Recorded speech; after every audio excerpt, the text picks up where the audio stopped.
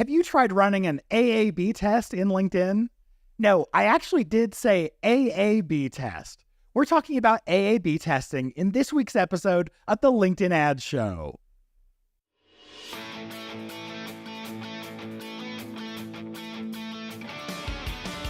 Welcome to the LinkedIn Ads Show. Here's your host, AJ Wilcox. Hey there, LinkedIn Ads fanatics. As he said, I'm AJ Wilcox. I'm the host of the weekly podcast, the LinkedIn Ads Show. And I'm thrilled to welcome you to the show for advanced B2B marketers to evolve and master LinkedIn ads and achieve true pro status. Today's episode revolves around a tactic, a testing strategy that I've been using for lots and lots of years. And after talking around with other digital marketers, I found that most have not heard of AAB testing. So I'm really excited to share this with you because it's been super helpful to me over time. I do want to let you know that this podcast is sponsored by B2Linked.com. We are the ad agency 100% dedicated to LinkedIn ads, and we have been since 2014. You know, back before it was cool. We've mastered the platform and have figured out how to get you the best traffic at the lowest costs, which on a platform like LinkedIn that charges a premium, this is the best way we've found to increase your return on investment. We've built reporting capabilities that even LinkedIn themselves can't provide, so we give our clients the very best insights. If that sounds good to you and you'd want to explore working together, schedule your free discovery call at b2linked.com/discovery. All right, there actually is some cool news this week. First of all, thought leader ads on LinkedIn are incredible, but one of the biggest challenges that we've had is that they have to be posts from a current employee of yours, which makes it kind of difficult if you want to use them for something like UGC or user-generated content or influencer marketing. Well, not anymore. As of April 1st of 2024, LinkedIn's going to give us the ability to promote posts from someone who is a non-employee. I was really excited to hear about that. I broke the news and the post got over 45,000 views in just a few days. So I was really excited. And obviously I can tell you guys are all excited about this too. Now this isn't new, but I feel like I have to mention it. LinkedIn has a new program called Accelerate, and it's an AI-based campaign and ad creation. And it's where you basically hand the reins over to LinkedIn and say, here, you go and create an audience and ads around a specific landing page. Now, personally, this isn't something I've been very excited about because I feel like so much of the value behind having AI create something for you is if you don't know how to do it yourself. That's obviously what we do here at B2Linked. We are really good at creating campaigns and ads for our clients. So no big reason to kind of hand the reins over to LinkedIn and see how they handle it. But in our community, in the LinkedIn Ads Fanatics community, one of the people who've been testing it out said that one of the big disappointments was that it doesn't let you affix tracking parameters onto the URLs from the ads. That's a big weakness because obviously we really care about tracking. But I'd love to hear from you about your experience with Accelerate. Have you tested it out, tried it? What sort of results have you seen? And how did you like the output? All of this would be really cool to hear. I also don't know when this happened, but I checked and inside of LinkedIn's newsfeed, it used to have an ad every 5 slots. Right now, it's every 4. I'm really unhappy about it. As an advertiser, you'd think I'd be excited since this would mean that we would have more impressions on our ads. But I'll also tell you, as an advertiser, I really want people to fall in love with the platform and want to come use it a lot and not be annoyed so that they'll come back and keep seeing our ads over and over. So anyone paying attention and know when this was rolled out, the move from an ad every 5 to every 4, I'd be really interested in hearing. It's also possible that I'm part of a limited test right now, but either way, I'm really not happy with it. I remember when Facebook moved from an ad every 5 to an ad every 4, and I personally knew several people who were like, I'm just not going to spend any time on Facebook anymore. This is ridiculous. It's more ads than it is content, it feels like. And I'd love to hear your opinions on this as well. I also want to feature a review that was left on Apple Podcasts. The heading said, one of the best podcasts out there. It reads, AJ's podcast is easily one of the best podcasts I listen to. Every episode is packed with actionable takeaways that you can implement right away. His episodes have the perfect amount of information that leave you feeling excited to test new strategies, hacks, or whatever he's talking about, but not too much that you feel overwhelmed. His podcast is for beginners and experts, and everyone in between. You can tell AJ puts a lot of time and thought into every episode and all the content he creates. He's always happy and willing to share new things that have worked for him and genuinely excited to hear others' wins and strategies. If you haven't already, go subscribe to his podcast because you're not going to want to miss a single episode. And then go sign up for his Fanatics community. Thanks, AJ. All right, so this review was left by AHY with a bunch of numbers. Now, AHY, I don't know who you are from your username, but a huge thank you for leaving such a kind review. I'm so glad that you've gotten so much out of the show. It warms my heart when I get to hear that the efforts that I'm making and that all of us here are putting into the show are making a difference in your performance and in your life. I was especially happy to hear that there's just enough information without overloading you. I do occasionally feel like I overload you guys as an audience, but there's so much that I want to share with you that I have up here in this head that I just need to get out. So I apologize if there's anyone out there who maybe you feel like you get drowned with information, but of course, we're trying really hard to make sure that it's a little bit more bite-sized. All right, so anyone, if you have a question, a review, or feedback for the show, message me on LinkedIn or email us at podcast@b2linked.com. You can attach a link to a voice recording from you, and I'll play them right here on the show. I'm happy to keep you anonymous or share your details as well and shout you out. So record yourself asking a question, commenting on something from a past episode, and I'll aim to include you right here in the show. And of course, I want to shout you out if you leave reviews for the show as well. So Apple Podcasts, by far the best place to do that. All right, with all that out of the way, let's hit it. This week, we're talking about running AAB tests. And although I do occasionally stutter, you didn't mishear me. I've been running AAB tests on LinkedIn for 10 plus years now. They've been extremely helpful for me in interpreting the results of my A/B tests. So what is an AAB test? It's pretty dang close to what it sounds like. Instead of an A/B test where you run 2 ads against each other with a slight variation, with an AAB test, you run 3 ads against each other where 2 of them are A's, they're identical, and your B is a single unique ad. Now, I know at this point you're asking, AJ, why in the world would you do that? Why would you go and launch an extra ad for no reason? Well, I assure you, there is a good reason. And that's because when you run an A/B test on LinkedIn, there are all kinds of challenges that get in your way. For instance, LinkedIn doesn't show your ads evenly, no matter what you do when you launch the ads. LinkedIn defaults to a setting called Optimize Your Ads for Performance, which means that whichever of your 2 ads has a better engagement rate, LinkedIn's going to favor it with more impressions and a lot more traffic, most likely. Now, there actually is an option to rotate your ads evenly, but in my opinion, it's a total misnomer. What it actually does is it enters both ads into the auction evenly, but the ad that has the lower engagement rate will naturally be assigned a lower relevancy score, which means when both are entered into the auction evenly, the one with the higher relevancy score, which would normally be entered into the auction most, is rotated evenly with the lower performing ad. But because the lower performing ad has a lower relevancy score, it loses more of those auctions. So you end up getting fewer impressions and less traffic. But when it does win the auction, it does so at a higher cost because it has a lower relevancy score. So you'll find that when you switch to this option of rotate your ads evenly, your costs will jump up and your impressions and traffic will drop. That's why I call this option the rotate evenly option, the charge me more and show me less button.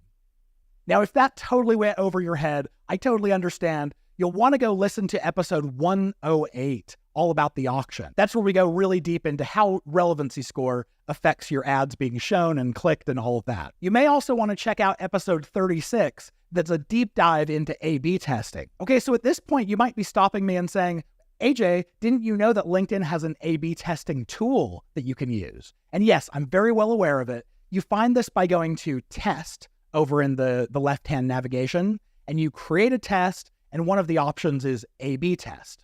That being said, I don't recommend this because what it does when it creates a new test is it creates 2 brand new campaigns and puts a new ad into each one.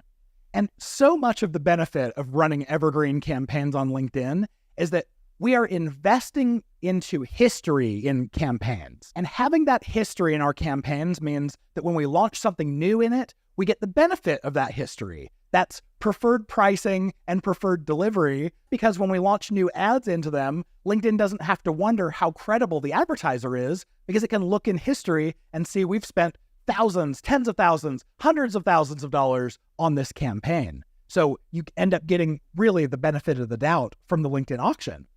And so when you use this A/B testing tool, you're creating new campaigns that you just have to throw away afterwards. I'll also tell you that LinkedIn's auction performance is sometimes hard to understand and interpret, and it's even flawed occasionally. But how could I even tell that that's the case? Well, you can tell by actually doing what we're talking about today, running an AAB test.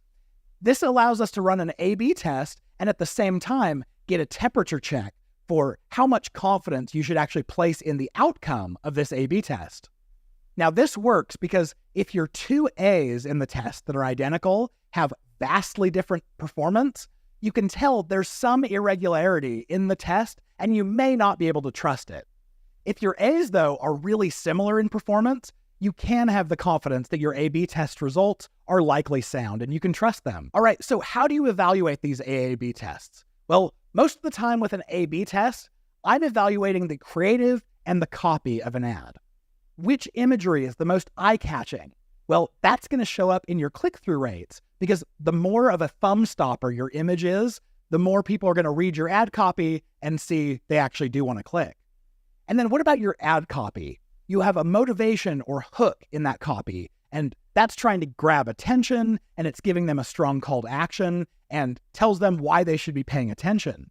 So this also affects your click-through rates. Now, it can influence your conversion rates as well, but that's usually not the primary metric that I'm evaluating these A/B tests on. So since click-through rate is the main metric that we're going to be watching in our A/B tests, what you do is you start watching for large differences in your click-through rates between the elements that you're testing.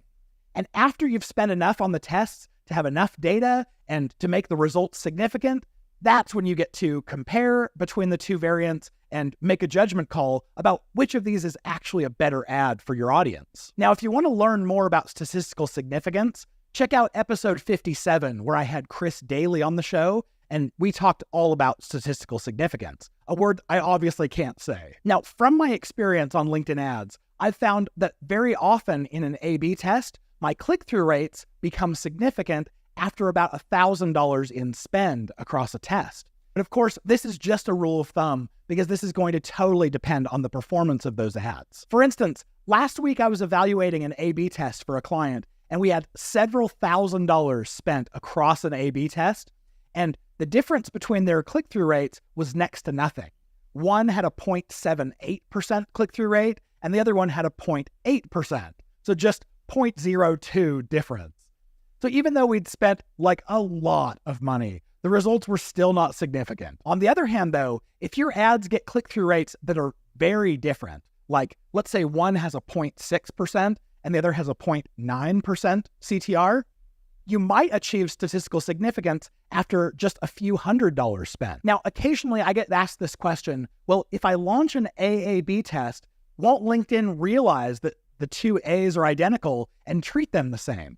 This is a really smart question, and the answer might surprise you. No, if you create the ads as direct sponsored content, which means unique ads that you've created within Campaign Manager, they're going to have different creative IDs on the back end, and so LinkedIn can't tell the difference, even though they're effectively the same. They have the same image, the same intro text, the same headline. LinkedIn's not going to notice that they're different. And honestly, LinkedIn doesn't even care if they're identical. You're not doing anything sneaky here. So if you sponsor existing ads rather than creating them from scratch in Campaign Manager, they actually will have the same creative ID on the back end, and LinkedIn will assume they are the same ad, because really they are. So it's important that when you run AAB tests, you're creating each of these ads from scratch in the same campaign, all within Campaign Manager.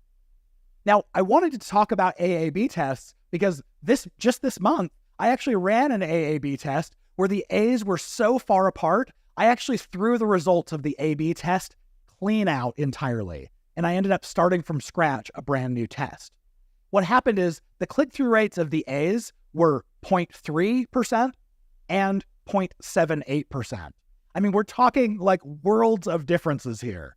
And then you compare that with the B ad that had a 0.54% click-through rate, so right in between. And I knew I couldn't trust this test because the same exact ad having a 0.3% and a 0.78% click-through rate over a couple $1,000s spent makes absolutely no sense. I can't come up with a reason that would explain why the same ad would have such varying difference. So I'd love to hear if you've launched AAB tests in the past, what your experience was.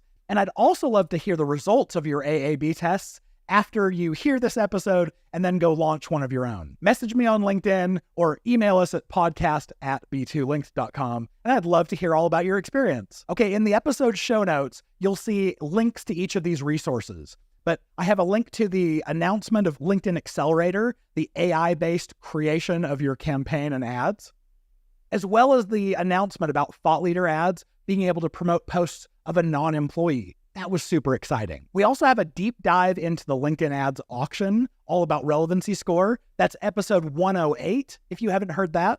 We also have the episode all about A/B testing that does a deep dive. That's episode 36. I also mentioned episode 57, where we had Chris Daly come talk about statistical significance. That one is an absolute must listen, all about the LinkedIn ads testing methodology. Now, if you're not already a member of the LinkedIn ads Fanatics community, what are you waiting for? Go to fanatics.b2linked.com and sign up. For a very low monthly fee, you'll get access to all of the top minds in LinkedIn ads, all sharing what's working for them, bouncing ideas off each other. It's a fantastic place to learn more and buoy up all of the performance that you're seeing. As a member of the LinkedIn Ads Fanatics, you'll also have free access to all 4 of our courses that take you from absolute beginner to total LinkedIn Ads expert and pro, maybe even ninja. So again, that's fanatics.b2linked.com. Now, if this is your first time listening, welcome. We're super excited to have you here. Make sure to hit that subscribe button so you hear us again next week. But if this is not your first time listening, if you're a loyal listener, the very best thing that you can do is go and leave us a review on Apple Podcasts. That is by far the very best way you can say thank you for the hours and hours every week that it takes to put this show together and give you the absolute best of all of the LinkedIn ad strategies that we've researched and ideated over the years. Now, do you have questions, suggestions, or corrections for the show? Reach out to us at podcast@b2linked.com.